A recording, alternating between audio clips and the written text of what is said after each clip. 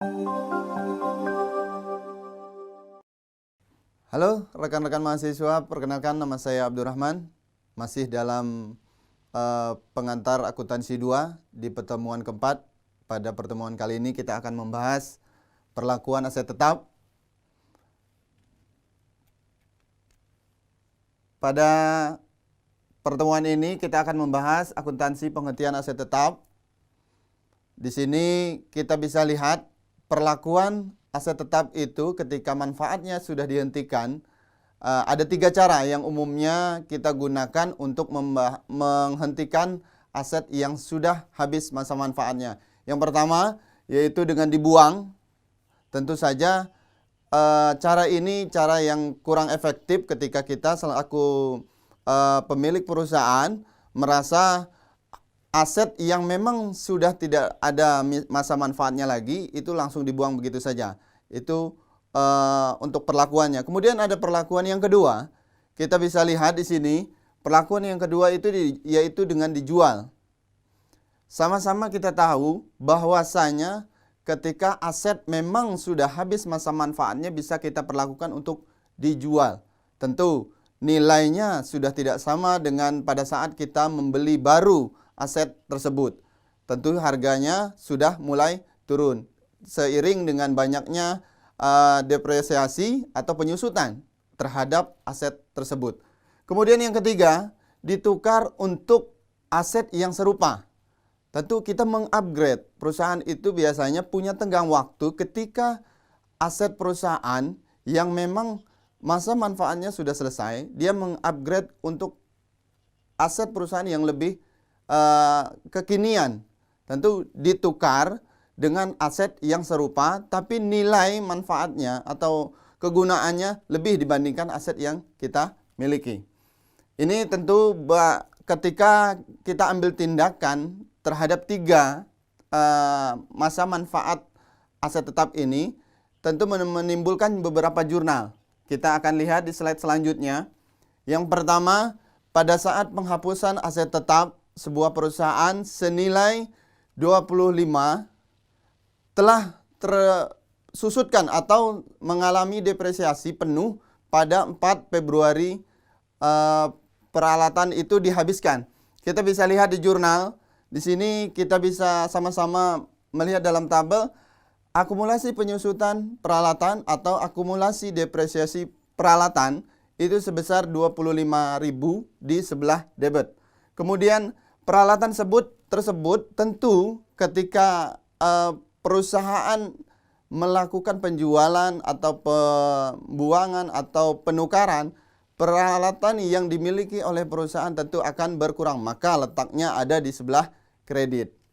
Ini perlakuannya untuk jurnal. Kemudian kita bisa lihat di selanjutnya penghapusan aktiva tetap. Di sini peralatan senilai 6.000 didepresiasikan secara garis lurus dengan tingkat penyusutan itu sebesar 10% per tahun. Saldo awal tahun akumulasi penyusutan peralatan tersebut sebesar 4.750. Nah, kemudian peralatan tersebut dibuang pada tanggal 24 Maret. Selanjutnya kita bisa lihat pada perlakuan jurnal penyesuaiannya. Di sini pada tanggal 24 beban penyusutan peralatan sebesar 150 itu berada di sebelah debit. Kemudian akumulasi untuk penyusutan peralatan itu sendiri berada sebelah kredit sebesar 150. Di sini kita bisa lihat 150 kita peroleh dari 600 dikali 3. 3 itu pada saat pencatatan awal. Sebelum peralatan itu dibuang pada bulan Maret di sini. Maka ditulis 3 dikali 3 dibagi dengan 12. 12 itu jumlah bulan dalam satu periode atau 1 tahun. Jelas, jadi 600 dikali 3 dibagi 12. Ditemukanlah hasil sebesar 150. Kemudian kita bisa lihat juga ketika peralatan itu sudah dikeluar, maka kita akan mencatat sebenarnya penyusutan itu berapa. Akumulasi penyusutan peralatan sebesar 4.900 itu berada di sebelah debit. Kemudian kerugian penghapusan atas aset tetap tersebut sebesar 1.100.000. Kemudian di sebelah kredit kita bisa totalkan berapa peralatan atau aset perusahaan yang keluar, yaitu sebesar 6.000. Karena sesuai di awal total yang dicatat peralatan sebesar 6.000. Kemudian kita bisa lihat di slide berikutnya, penjualan aktiva tetap. Nah, ketika perlakuan aktiva itu memang sudah masa manfaatnya sudah selesai, perusahaan bisa mengambil opsi yaitu menjual aktiva tetap tersebut. Tentu ada pemilik bisa untung atau laba, atau bisa rugi, atau mengalami impas, atau tidak mengalami untung atau tidak mengalami rugi. Kita juga bisa lihat di sini, jika harga jual sama dengan nilai buku, tidak ada untung atau tidak ada rugi. Kenapa? Untung di sini tidak sama dengan perlakuannya laba ketika kita melakukan penjualan barang produksi. Sehingga walaupun disebutnya untung, memang perlakuannya tidak dicatat dalam laporan keuangan sebagai laba atau keuntungan perusahaan.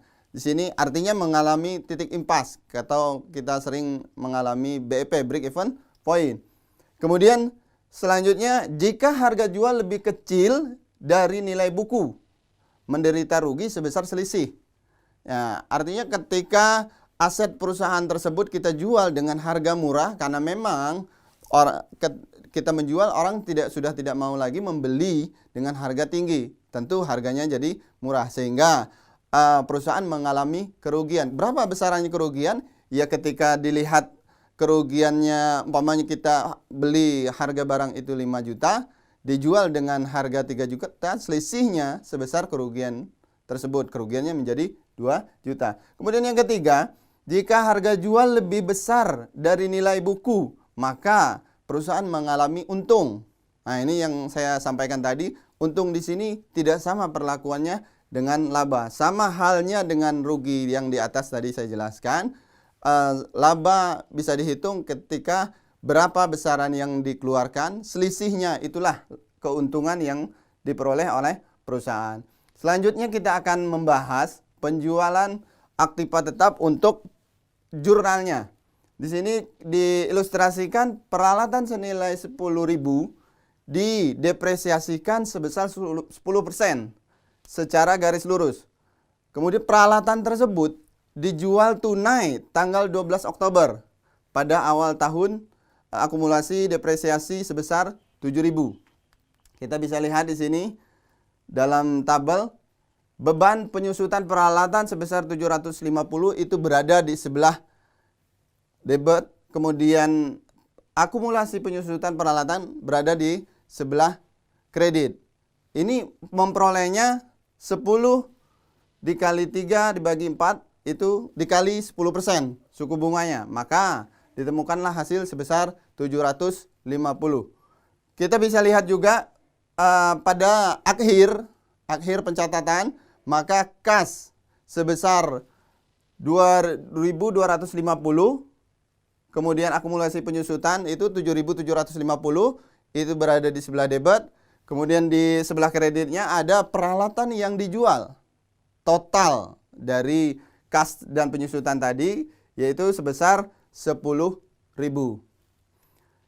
Ini asumsi untuk mencatat ketika tidak mengalami rugi dan tidak mengalami laba. Kemudian selanjutnya asumsi yang kedua, ketika peralatan dijual seharga 1.000 sehingga menderita rugi sebesar 1.250. Tadi kan bisa dilihat di ilustrasi yang soal yang pertama, bahwasanya ketika harganya sebesar 1.000, maka perusahaan mengalami kerugian 1.250. Maka untuk jurnalnya itu kas sebesar 1.000, kemudian akumulasi depresiasi peralatan sebesar 7.750, kemudian kerugian penjualan aktiva tetap. Jadi selisih yang terjadi tadi itu 1.250. Dan total peralatan yang keluar, makanya berada di sebelah kredit, karena peralatan yang keluar sebesar 10.000. Ini perlakuan ketika perusahaan mengalami rugi. Bagaimana ilustrasi ketika perusahaan mengalami keuntungan atau untung? Di sini kita bisa asumsikan peralatan dijual seharga 2.800. Tadi harga awalnya impasnya dijual dengan harga 1.000. Maka di sini kita bisa lihat perusahaan mengalami untung atau keuntungan perusahaan sebesar 550.000. Ini perlakuan untuk jurnalnya. Kas sebesar 2.800, kemudian akumulasi depresiasi atau akumulasi penyusutan peralatannya sebesar 7.750, kemudian total peralatannya sebesar 10.000 dan keuntungan perusahaan sebesar 550. Oke, kita bisa lanjut ke slide selanjutnya. Untuk pertukaran aset tetap serupa. Jadi ketika perusahaan mau mengupgrade peralatan yang dimiliki oleh perusahaan, sehingga dia harus menukar dengan peralatan yang serupa walaupun secara kegunaannya tidak sama persis dengan peralatan yang sudah dimiliki oleh perusahaan. Kita bisa lihat di sini nilai tukar dikurangi nilai aset lama yang diperoleh untuk ditukar dengan yang baru. Nah, ini kita bisa lihat kegunaannya, kegunaan untuk aset tersebut atau peralatan tersebut. Kemudian boot itu nilai yang dikenakan untuk yang harus dibayar secara tunai oleh perusahaan, dikurangi saldo terutang pada peralatan. Kemudian yang selanjutnya nilai tukar. Nilai tukar lebih besar dibandingkan nilai buku, maka perusahaan mengalami keuntungan. Kemudian nilai tukar lebih kecil dibandingkan nilai buku, tentu saja perusahaan mengalami rugi. Nah ini untuk selanjutnya, untuk tidak pernah diakui atau dicatat untung, ya. Seperti tadi udah saya ilustrasikan di awal bahwa keuntungan atau untung perusahaan di sini tidak dicatat sebagai laba perusahaan. Rugi harus diakui. Kenapa rugi diakui sedangkan keuntungannya tidak diakui? Rugi itu berarti nilai aset yang memang sudah dimiliki oleh perusahaan, maka tetap dicatat dalam laporan keuangan. Kemudian selanjutnya kita bisa lihat di sini pertukaran, ilustrasi untuk pertukaran aset tetap serupa. Harga peralatan baru yang diterima sebesar 5.000, kemudian biaya aset lama sebesar 4.000. Jadi aset yang sudah dimiliki oleh perusahaan itu dinilai 4.000. Kemudian akumulasi penyusutan peralatan yang akan ditukar itu sebesar 3.200. Kemudian nilai buku per tanggal pertukaran sebesar 800. Nah, ini kita lihat di sini untuk kasus yang pertama yang mengalami untung. Nilai tukar sebesar 1.100, kas dibayar sebesar 3.900. Ini diperoleh dari 5.000 dikurangi 1.100. Ini nilai tukar lebih besar dibandingkan nilai buku, maka perusahaan mengalami untung. Kemudian di bootnya nilai yang harus dibayar oleh perusahaan itu sebesar 3.900 ditambah 800, maka ditemukanlah 4.700. Tapi kembali lagi, keuntungan di sini bukan laba perusahaan. Maka diberikan catatan di situ, untung tidak diakui untuk pelaporan keuangan.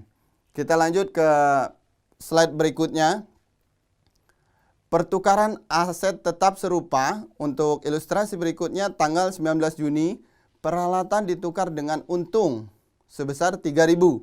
Maka kita bisa lihat perlakuan jurnalnya, akumulasi penyusutan peralatan sebesar 3.200.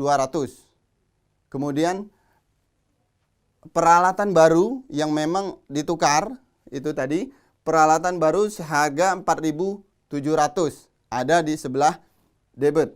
Kemudian peralatan lama karena keluar, karena ditukar posisinya, tentu berada di sebelah kredit sebesar 4.000.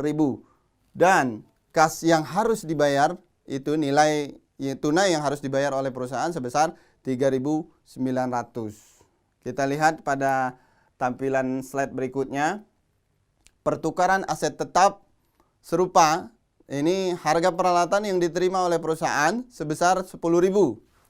Biaya aset lama sebesar 7.000, kemudian akumulasi depresiasi per tanggal pertukaran.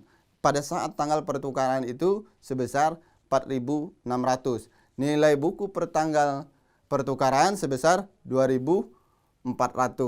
Di sini kita bisa lihat pada kasus yang kedua, ilustrasi soal yang kedua, nilai tukar 2.000, kas dibayar sebesar 8.000, itu diperoleh dari 10.000 dikurangi 2.000. Maka ketemulah yang harus dibayar perusahaan kas yaitu sebesar 8.000.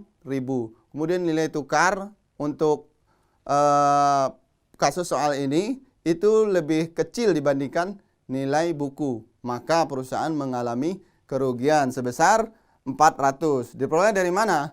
2.000 dikurangi 200, maka perusahaan mengalami minus 400. Artinya perusahaan mengalami kerugian sebesar 400. Kita bisa lihat ke selanjutnya, rugi tetap diakui. Nah, seperti di awal, rugi tetap diakui dan dicatat dalam pelaporan keuangan. Kita lanjut. Pertukaran aset tetap serupa 7 September, peralatan ditukar dengan rugi sebesar 400. Nah, ini yang tadi. Untuk perlakuan jurnalnya di sini akumulasi penyusutan peralatan sebesar 4.600 itu berada di debit, kemudian peralatan yang baru itu berada di sebelah debit juga, kemudian rugi penjualan untuk aset tetap itu sebesar 400 yang ditemukan tadi, harga 2.000, kemudian kita beli di harga 2.400, maka rugi penjualan atas aset tetap itu sebesar 400, itu berada di sebelah debit.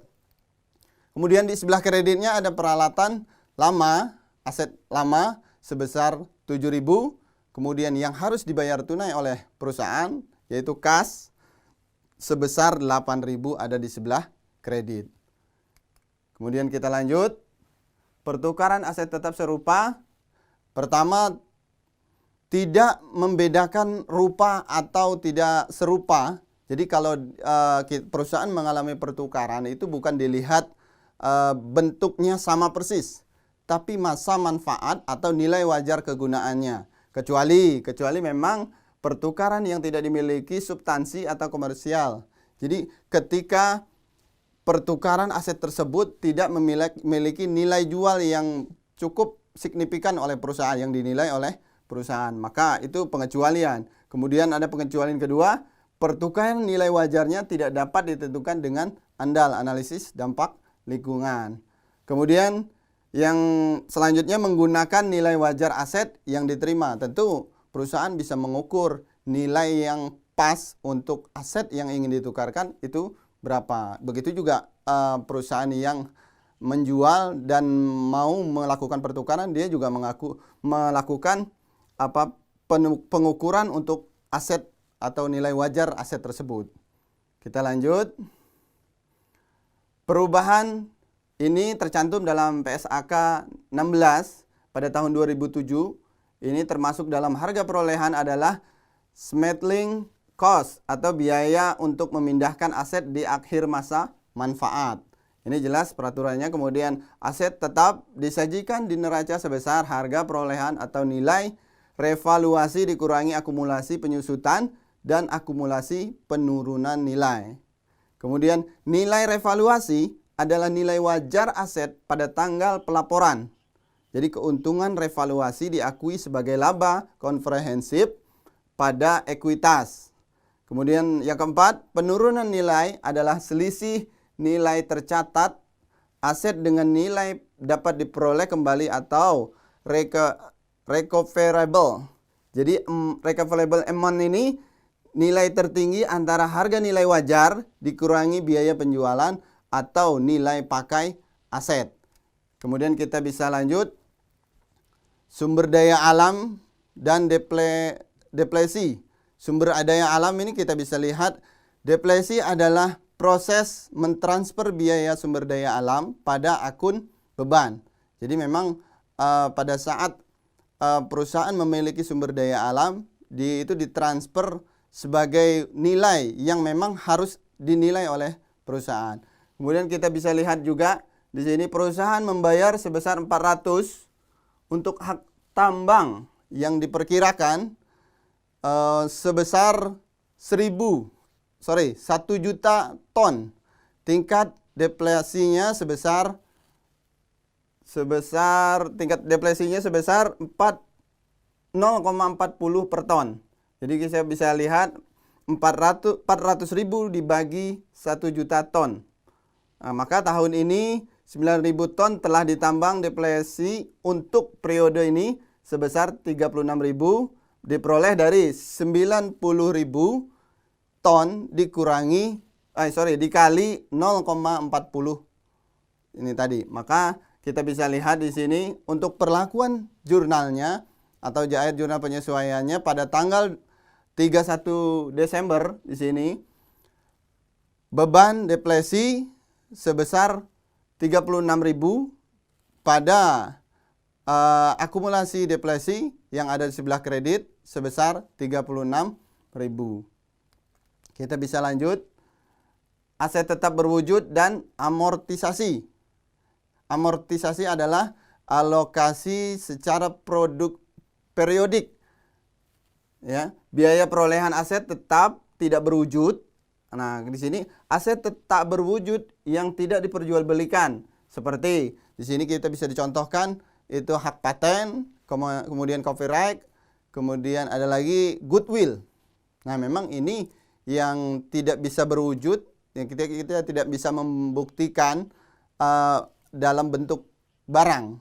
Ya, kita bisa membuktikan hanya dalam makanya di sini paten itu dinilai sebagai aset oleh perusahaan karena semua orang bisa saja memiliki tersebut. Kemudian ada copyright, itu juga menghindari pada saat ini maraknya plagiatisme, maka adanya penilaian copyright, kemudian ada goodwill. Di sini kita bisa uraikan, di sini pada tanggal 31 Desember beban amortisasi sebesar 20.000, kemudian patennya sebesar 20.000 di sebelah kredit.